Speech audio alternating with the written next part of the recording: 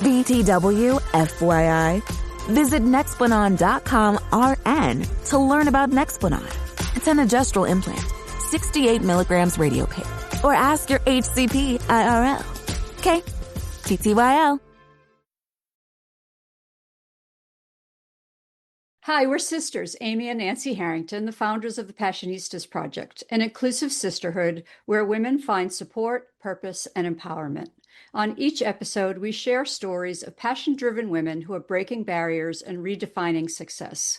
Today, we're talking with Catherine Curry-Williams, a powerhouse philanthropist who's been transforming lives for over 2 decades. As the founder of Shane's Inspiration and co-founder of the She Angels Foundation, she's breaking barriers in inclusive play and championing grassroots women-led organizations worldwide. So please welcome Catherine Curry-Williams. We are so excited to have you here. This conversation is long overdue, and we're so glad to finally be having it with you. Well, hi, and it's good to see you as well.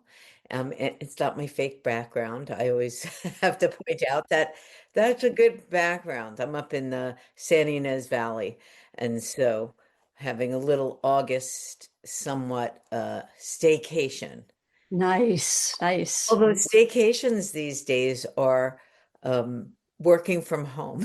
I like mixing work and pleasure because I think this is really what it gives us what we always, especially women, we don't have to leave our household. We never did leave our household when we were working, Right. regardless if it was with the kids or, you know, we were always kind of working even if you weren't working. And Yeah. now I just get up earlier and I find my quiet time in the house, although my daughter's off, lives in Baltimore now, but she's, it used to be the thing, you just find your quiet space early in the morning. And now my routine is I still find the quiet space early in the morning and try to separate that time from washing the dishes and doing the other work. Yeah. Yeah. What is the thing that you're most passionate about? I'm most passionate about equity and inclusion, I guess, because that is when things don't seem fair to me, I get set in a direction.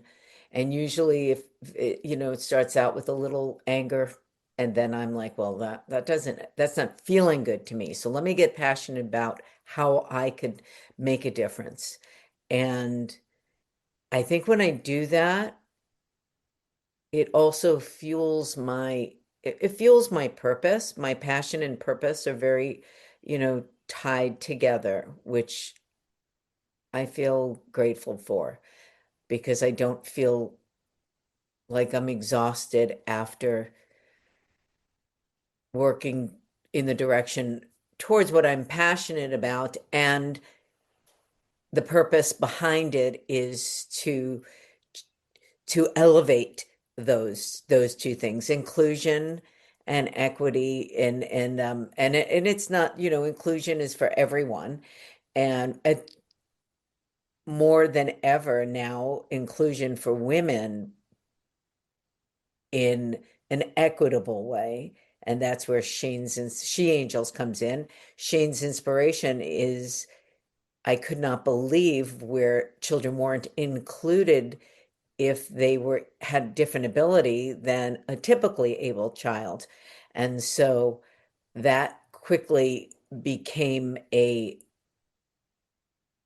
that quickly, set me on like, what? This is crazy. Let me see if this is true. And I was unfortunately able to find too much evidence that supported children. Simply, let's start at the playground. Simply, children couldn't play if they were in a wheelchair or using walkers. They could get to it because that was called accessible, but it wasn't really inclusion in my way of how you're included, where you're sitting at the room, you're sitting next to. So we created the first universally accessible playground in Los Angeles. and the kids play side by side. Everybody has different abilities, but that also, gets everybody's abilities get to shine. They get to show each other their strengths. And now, of course, not of course, but this is almost 30 years later, 28 years later, we have almost 100 playgrounds or over 100 playgrounds on 5 continents of this, and education programs on inclusion in like 5 languages, I think, and in 30 countries. This is great that I can't keep track of it because the team at Shane's Inspiration, which is now called Inclusion Matters by Shane's Inspiration, or it should be Shane's Inspiration, Inclusion Matters. Hello, my passion. Well, I didn't want to just leave that at the playground because when I found out the inequity of women getting less than 2 cents on a dollar, less than 2% of all charitable giving in the US, I thought, where is that equity and inclusion there? And again, I was hoping that that wasn't true, but research over and over again shows that um, we, as women and girls, get less than animals. Not that animals get a whole lot, but they get almost twice as much. Um, Things are off kilter there, and I think when things aren't recognized that seem the simplest thing. Of course, it's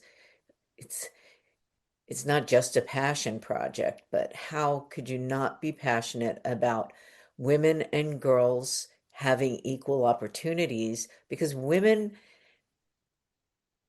girls that grow up to be women and women leaders and even women community leaders and just in general in their school, our foremost intention is to find solution. I would say a good percent of women, let's say 80, and that's probably undercutting it.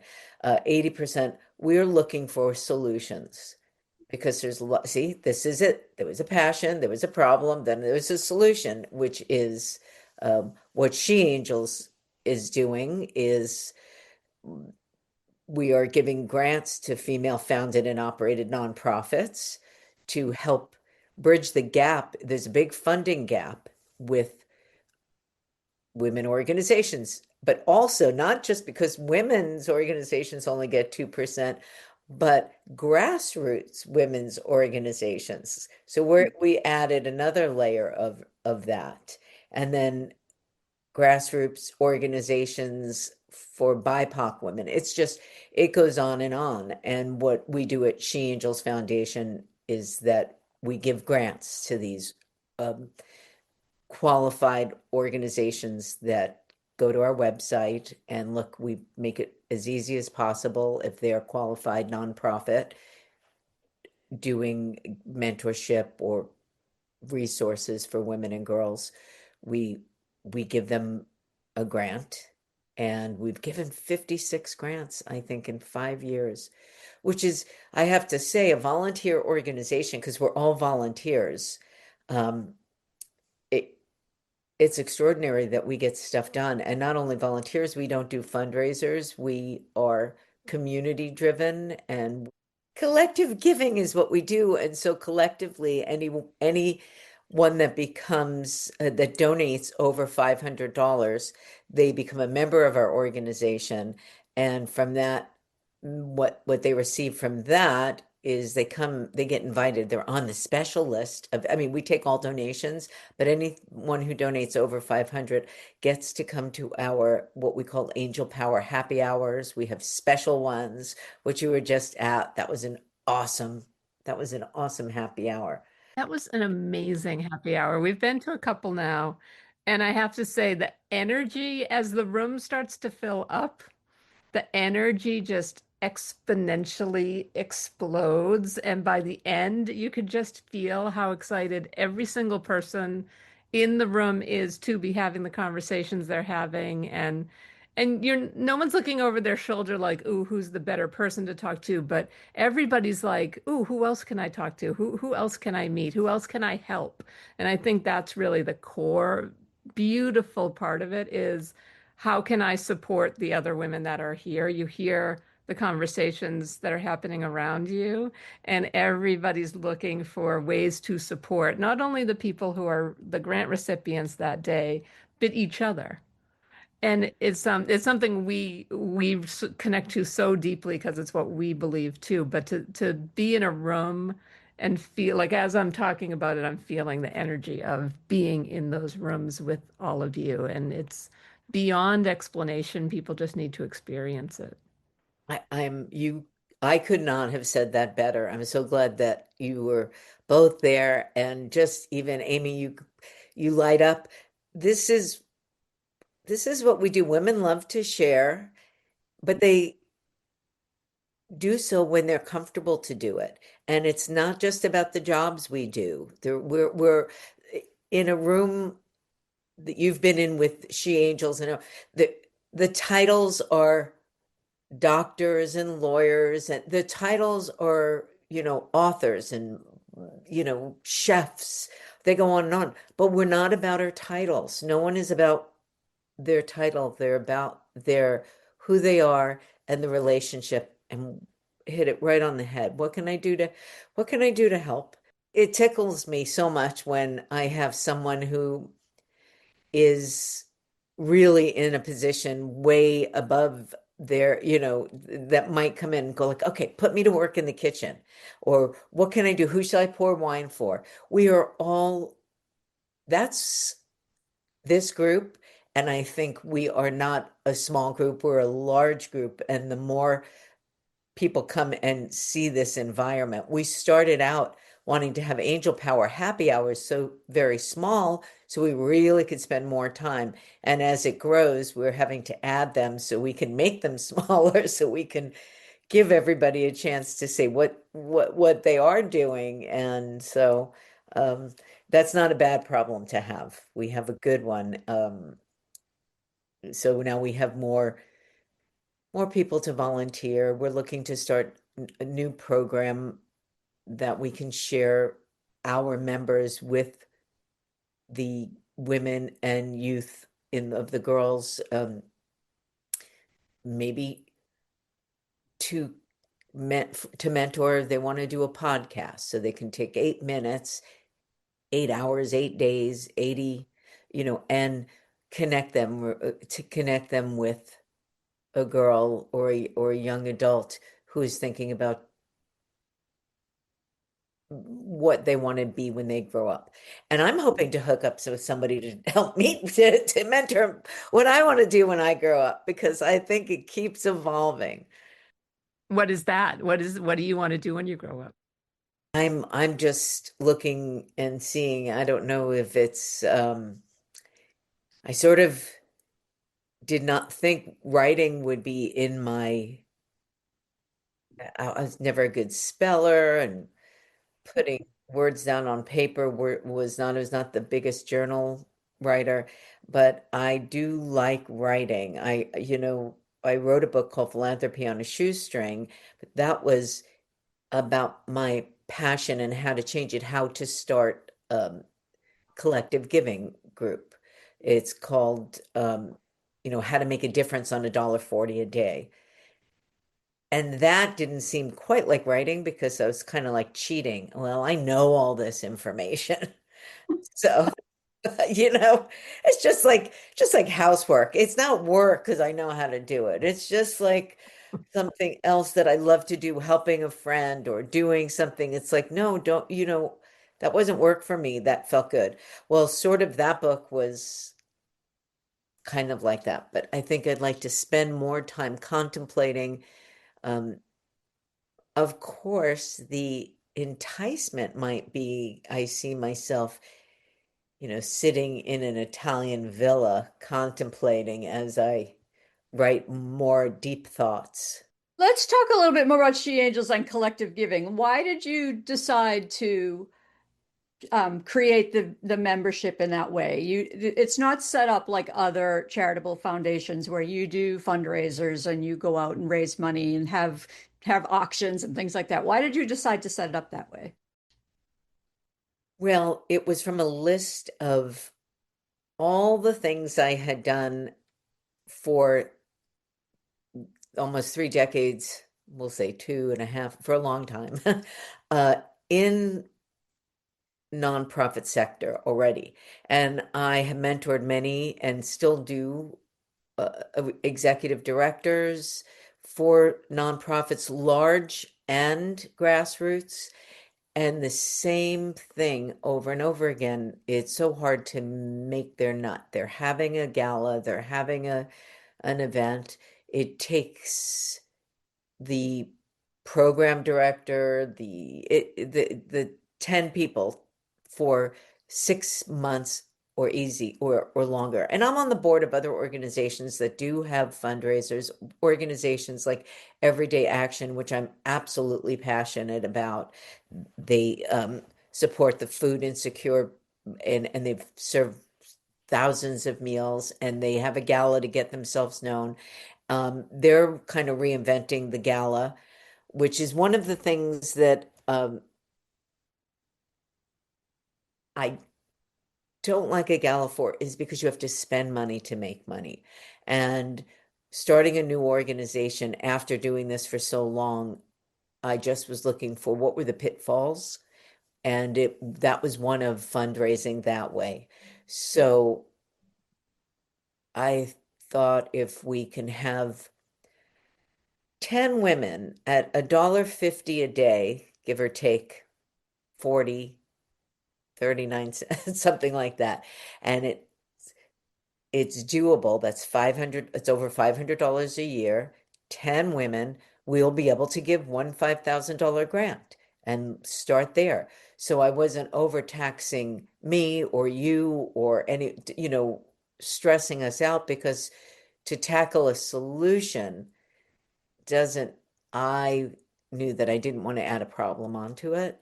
So the membership being, we love community. So how could we do that? Like a book club, you get together, 10 of you. And we grew like the Prel commercial, tell a friend, tell a friend, tell a friend, tell a friend. But the intention was for that, to get, as Margaret Mead's quote goes, which, never doubt. I'm not sure if this, Never underestimate. a committed citizen, or they change the world. It's the only thing that ever does. So that's what I was looking for. And I knew my friends that I had told about the inequity in women with the 2%, were all fired up about it. And people are asking for money for great organizations all the time. But one thing that this one $500 a year gets you to do is give to many worthy organizations in different arenas. There's, domestic violence, there's food insecurity for women, elderly women. There's women who've come back from Vietnam that did not know. There's organizations that take care of that. Women in STEM, women in teaching $1 Million Women's Club, teaching women and youth out of college how to enter a higher arena of leadership. There's so many across the board that we are giving to, and we all then are philanthropists, because we are pooling our funds. We've given over $300,000 now, pooling our funds together, strategically giving them to vetted. We have a great vetting grant team, and all of them volunteer their time and go through the submissions, and then we bring it to the board, and we have a great process. And the members we all get together to see who we're giving them to, if they're, if you're available for that. If not, you go online and see, wow, this is where my $1.50 a day went. And that was easy. I didn't need that cup of coffee or that well, we did need the donut, but what are the other things we might not need? There's something there that when you break it down into the actual what it is to make a change, how important our little $1.40 a day is to make a huge impact. And that's the type of philanthropy that we are going. We're I call it challenging conventional concepts of philanthropy. You don't need to have millions of dollars. We can, as an individual, to make a difference. I didn't start out that way. I started out, poor. We were poor. We had food stamps growing up in Brooklyn, New York. Um, we were not even middle class. But my mom always gave. I always remember like they would come to the door then and they weren't scams because who'd have thought about that? And our community was important and UNICEF was important. They send us out. We food drive. We had, for four sisters and my mom and, you know, no one else except my mom having three jobs in her house because she was divorced. Still, we gave a can or two of food away. So I guess that reminded me that I guess we can make an impact because I know people till this day tell me about, oh, your mom, she was so good. She was so kind.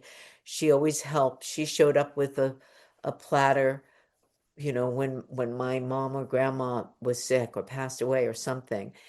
And that's true. And it made the difference then. We're no different, now than we are then, except our mind. And we think there's too many people that need help and we can't make a difference. Truth is, there are a lot of people that need help and we can. And so it doesn't need a gala because I think we don't want to meet just once a year. We want to meet more often than that and talk about it and see where we are making change. And so that's really behind the collective giving at She Angels Foundation. What you have built with both organizations is so incredible and not easy to do. So, what have been kind of some of your biggest challenges with both of the organizations, and how did you get through those difficult times? Well, I'm going to spotlight now and She Angels for because it's technology. I mean, the great news is there's technology, and the uphill battle is not our,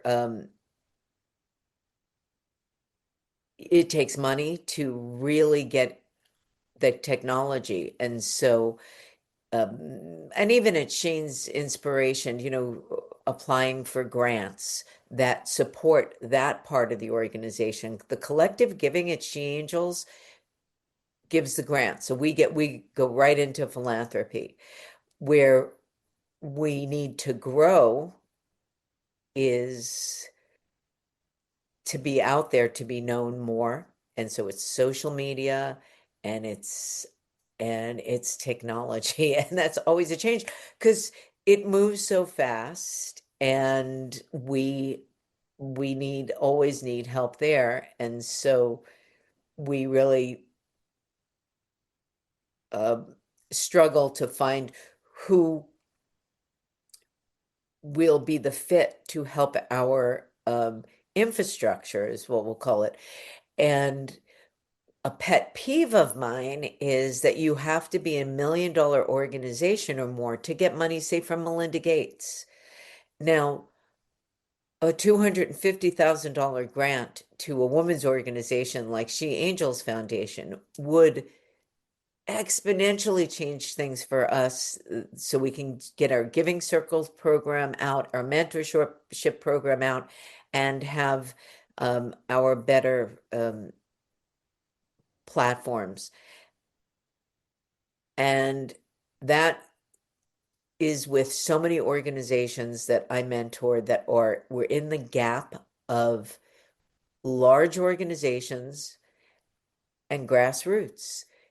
But grassroots organizations, even Shane's Inspiration, is that Bali, Liz Abzug's organization in memory of her mom, Bella Abzug. We're under $1 million of operating. This is because women don't like to spend a lot of money. We have a lot of volunteers. There's a good reason for that. And we have a lot of impact, and we're overlooked by some very good funding that could make our lives easier, whether it's Shane's Inspiration or it's Bally or it's She Angels, because we don't have a huge operating budget because we're working smart, doesn't mean that we're not having the numbers of serving the people. We're just not having the numbers of having as many people hired or rent, or, especially it's wonderful that we can Zoom meetings and we don't have to always travel somewhere to speak to people, and that we can work from our home and we don't have to have a different office. So that saves so much. Yet we are overlooked, and that's a critical thing in mine. I think we need to reach out to Melinda Gates and really explain. Liz Abzug and we have a plan that we will speak with her. So if you're out there and you know her and she's interested in informal, because I know she is dedicated to women and women causes and gives tirelessly. But I'm seeing that those that are in the gap of under $1 million operating budget, our operating budget's under 200, it's very low. It's under, because it's volunteers. And what we're doing, that I think we can open her eyes and she could be part of the change that we are working to make at She Angels Foundation. And one of the things you wrote about in your book is that other thing for charitable organizations where, there's so many overblown charities that the CEOs are making way too much money and giving everybody a bad name. But there is this element of why do charity organizations on a grassroots level have to be volunteer? Like, why can't we get to a place where people who run these organizations are paid a decent wage for the work that they're doing and benefiting from it themselves? And that's something that we struggle with in the sisterhood, is like, can we charge people money for doing something good for people? And it's this conflict that people have, right? Talk a little bit about that, because you talked about it so beautifully in your book. I do talk about it in my book because a long time ago I was introduced to Dan Pallotta. Talk about paying fair wages. Nonprofits, to run like a for-profit, profitable business and do the best they can do, should be able to hire the best that they have. Fortunately, when we have the best that we have in volunteers, because they don't need the money for a job, but it's not consistent. We can't move as fast. If we had, I'm serving as an executive director, chief financial office, chief bottle wash and cook. Dr. Teresa Ashby is the vice president of the organization. I'm the co-chief bottle wash and cook, and we have Jill. We have so many that you've met and so many that you haven't. So many great board members, but it doesn't help on a day-to-day where we really need to have more. And that happens with all the organizations because they can't hire the best because of the wage thing. And I believe in fair, good wages, because you get good people and you do better. It's like walking in a good pair of shoes. If you're in a pair of shoes that's meant not to go onto the track, but they're walking shoes and you're running, well, you're only going to get so far. And I think a lot of our organizations, we are in walking shoes, but man, we hit the ground running because the need is critical and it's unmet. And if we could secure, well, maybe let's reach out to Sarah Blakely. She's also a wonderful philanthropist. She created Spanx, and also she created a shoe line called Sneaks.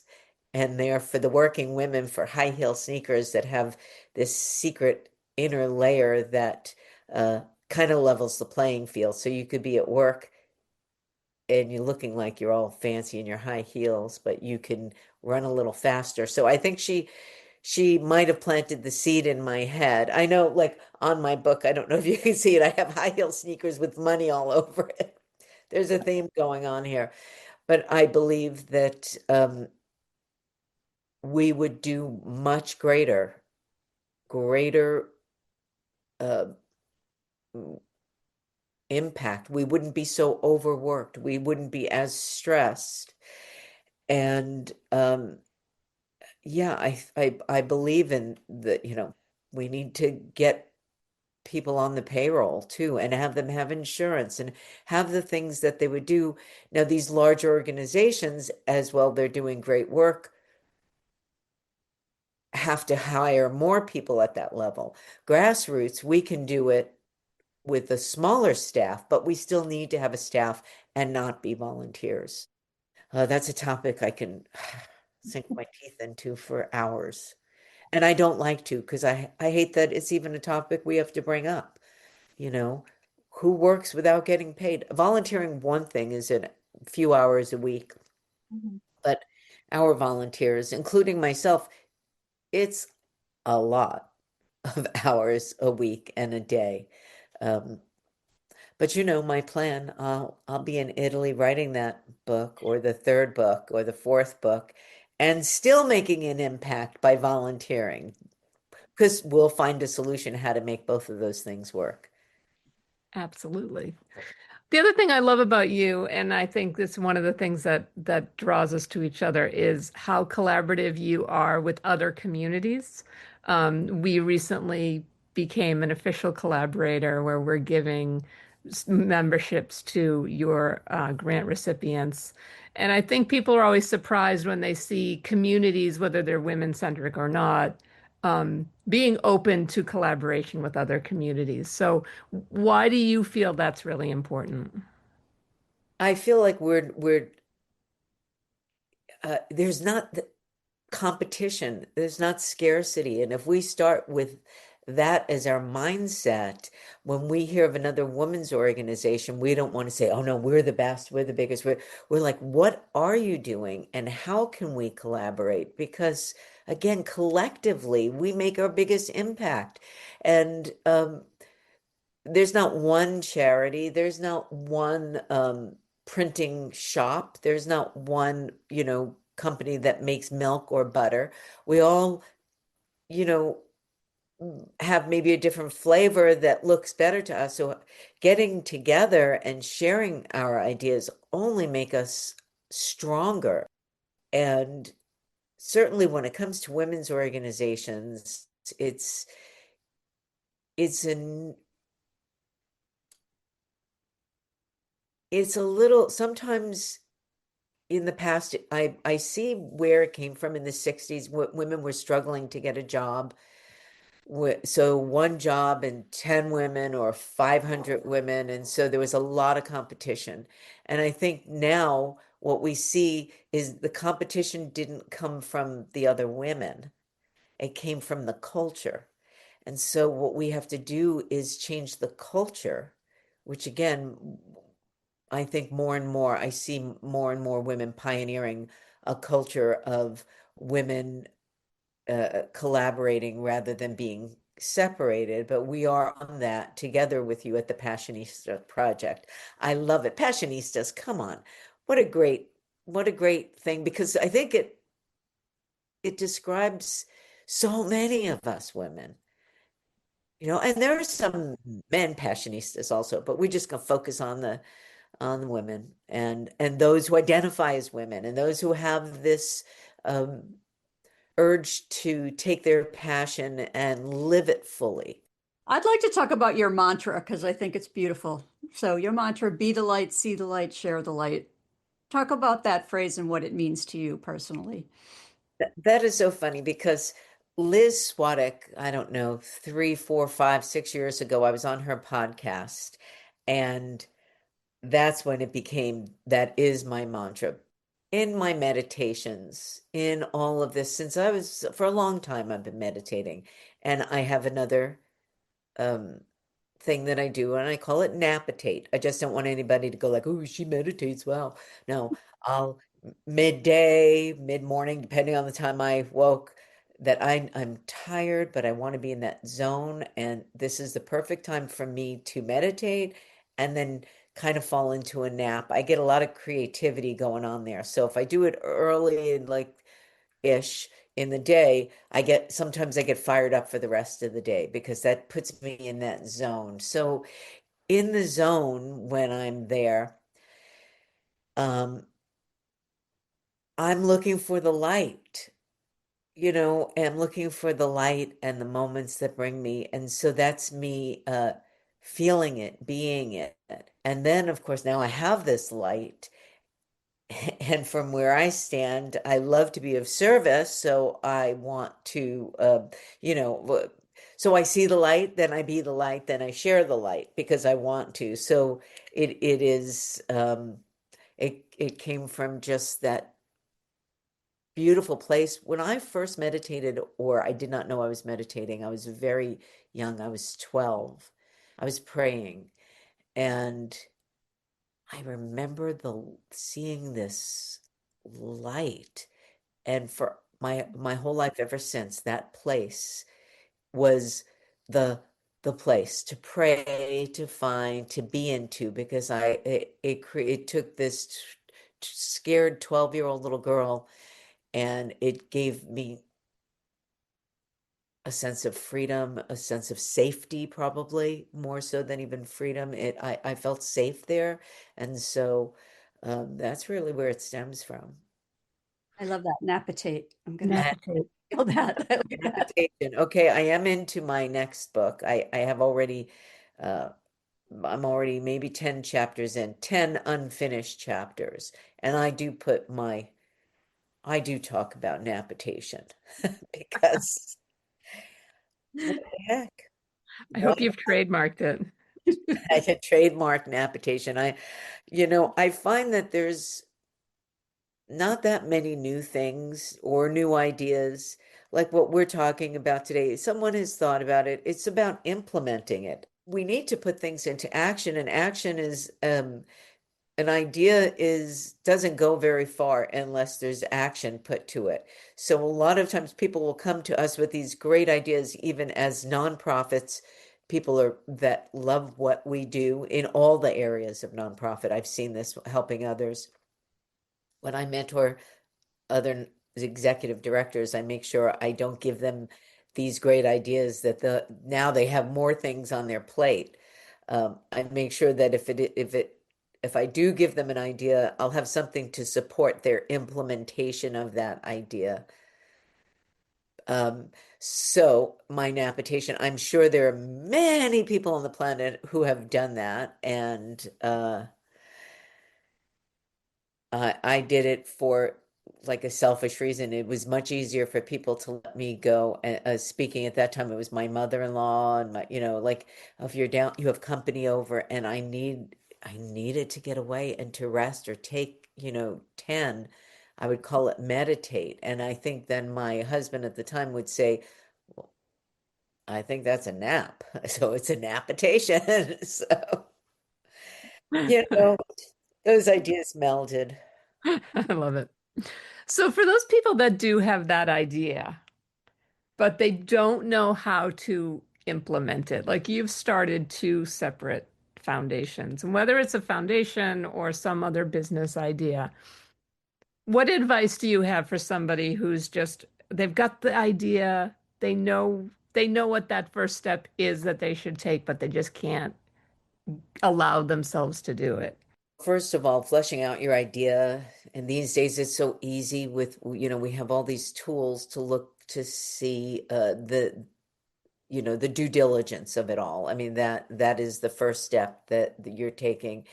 And then for me, mentors are so important and it's usually not like when you're going for money, it's angels, donors, which are your friends and family, your close friends and close family, because they know you. So hopefully they know you and may want to invest in you. But usually it's not your close friends or family who you're going to ask about your big next idea, because they're either going to try to protect you from it failing, which is not something I would suggest, because sometimes we fail and fail and fail and fail again. And as you see, you can fail up until it becomes, you never know what that will become. And so research, and if you have, any money for yourself, to put that aside to hire somebody that's objective, but somebody that someone refers you to, because I'm really big on references. This, because it holds someone else accountable.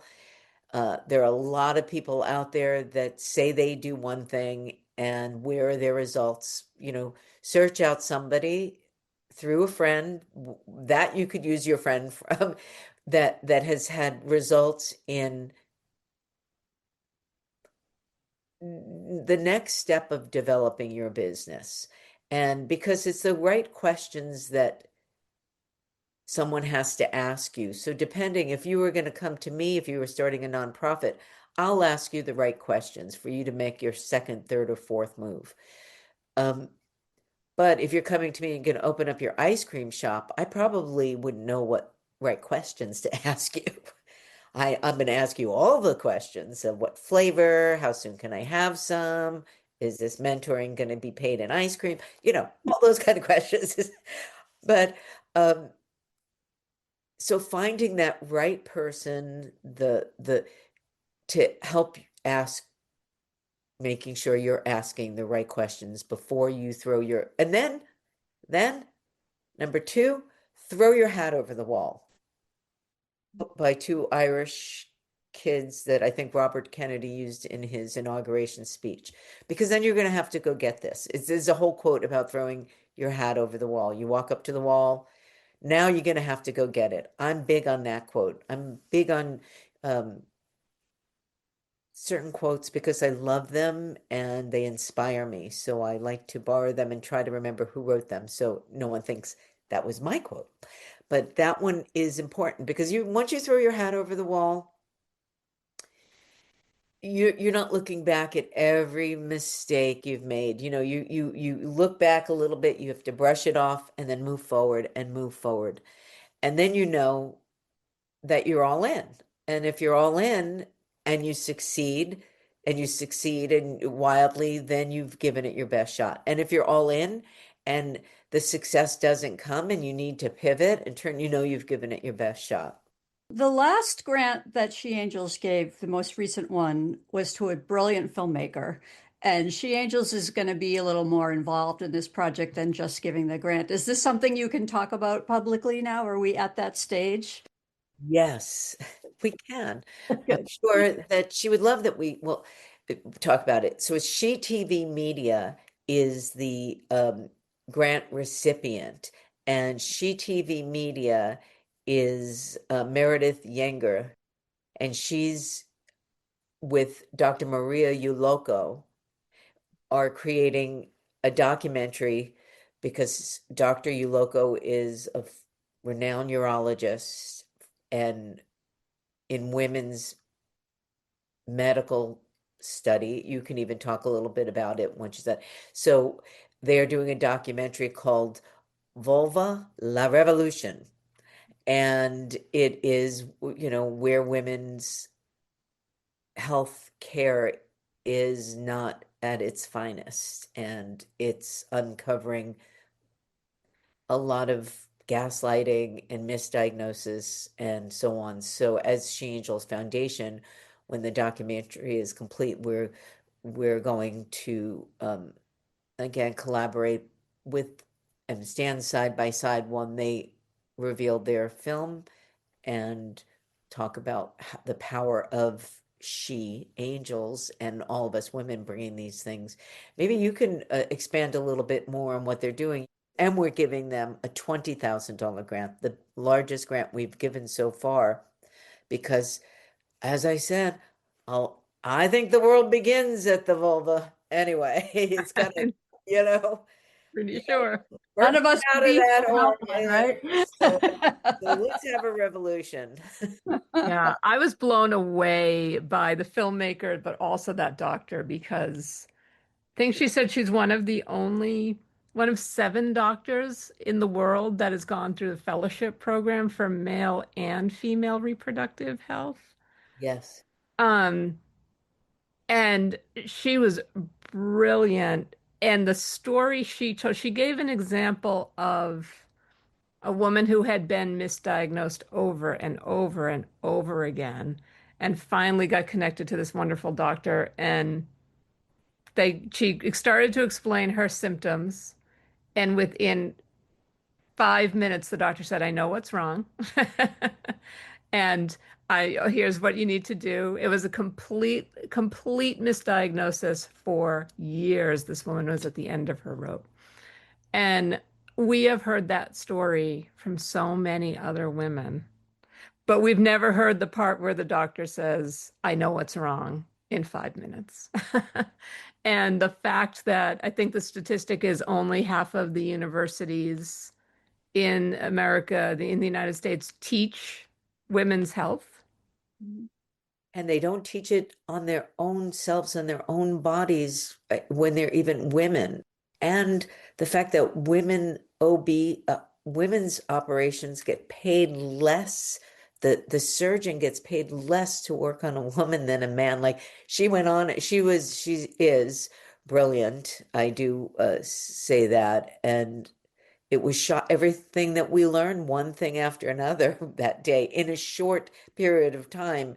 She was able to make us all sit there with our mouths gaping open of the talk about inequity of like, and this is in the women's health arena. This is crazy because half of our population, over half, are women. It's a really important film, and we can't wait to help spread the word about it as you continue on the journey. We're so grateful to you, by the way, both you, Nancy, and Amy, and the Passionistas Project for recognizing She Angels and all our grantees, because again, this is what makes us special and go around, because even this woman who's a doctor and she's got her hands full being one of 7 in the world, still she wants a woman's community. Still there is, if we don't give that time to ourselves, that's the worst medicine. So practicing the best medicine is sharing with different communities and being part of them. So the Passionista Project community is just so special, and we're so grateful that you're including our grantees. That makes you like a she angel. We're honored to be a part of it. We've been wanting to do this for a while, so we're glad it's finally coming together. And we appreciate that you said that. So what's a moment in this journey of yours that's really surprised you? What's like a moment that was a surprising moment of joy for you in the midst of all of the hard work that you've done? I'm surprised easily. I'm tickled a lot, and I'm grateful in my so when you say surprise, it's the I don't want to say it's a surprise, because somewhere I knew the willingness of so many women to show up and share and contribute in all the ways, in any of the ways that they can, all the time. Was I surprised when 65 people showed up at my house the other day instead of 50 who signed up to it. I'm like, wow, the surprise is not a surprise. If you build it, they will come. But sometimes you're sitting there going, if you build it, okay, I am like most of us, I am working towards having the doubt not have me. I guess I have it. It's here. I have doubt, I have fear, but I work on it not consuming me on any given day. And I'm surprised at how often that so many people show up, and that I love it, that and that we've given this amount of money. So that and in my life in general, I'm just surprised at so many beautiful, beautiful things. Like the deer that might just pop out in my backyard tomorrow. Oh, or in a little while. They come in the morning and come out. I'm like, I'm surprised. Now, why am I surprised? I live where the deer live over there. I don't know. But every time it's new to me. So, So how can people find out more about She Angels and get in touch with you? so easy. SheAngelsFoundation.org. And there is a workflow and technology set up there, so they can also, if they want to give a gift to a friend who just had a birthday or bar mitzvah or maybe a memory of someone, they can make a donation in their honor, just saying all the things that they can do. They can shop on our site. We have a cute t-shirt and hat. And then they can reach me through there, because it will request there's something to fill out. And of course, if you're a woman who has an organization, that if you go to sheangelsfoundation.org again and look on our website, that's where you can actually find the grant application. And you could also find out more about us and who we've given to in the past for She Angels. And then Sheen's Inspiration, well, just my name, Catherine Curry Williams. I was even surprised myself if I Google myself. You ever do that? First time you ever do that, you Google yourself, you go like, oh, I never even saw that picture. It's scary. I said that. I did what? Yeah. The one last two-part question, which is, what is your dream for yourself? And what is your dream for women?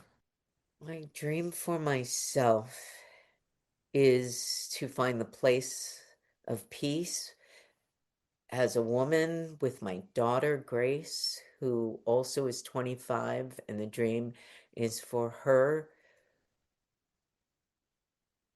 And now this will include the women. This is the future of our world, not just our country, to equal and level the playing field, that my daughter is on this planet, that when we are women, for women, that we get to run, because the GSD, I'm going to say it, we get shit done, and we need to run things and put a woman in the White House. Thank you, Sheryl Crow, who wrote that song. It's time, because my dream is then my daughter and her children and her friends and those generations after us will have a beautiful planet like I'm looking at right now. I have to say, there's wildfires happening not that far from me. It's too close, even though it's far. It's in Santa Maria. And I want us as women, how we might not know how to, we're not completely going to change the climate from here, but we're going to find solutions to slow the catastrophes and the in that down. So my wish for women is for us to get a hold of things before they are, because I believe that there's still possibility, and for women to believe there are possibilities, and don't just get angry, get involved, take action. Little actions make small I'm going to be, cliche ripple effects.